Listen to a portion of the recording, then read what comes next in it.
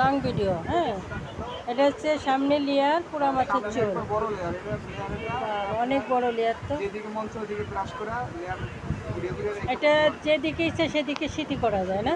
আবার এই যে উপরে স্কিন দেওয়া আছে, চামড়া স্কিন দেওয়া আছে। ছবিটা হলো একবার মেট, আয়রন করা যায়। এটা আপনার স্টিচ করা যায়, কাল করা যায়, ওয়াশ করা যায়, সব কিছু করা যায়। ন্যাচারাল ন্যাচারাল একটা শেপ দেওয়া আছে।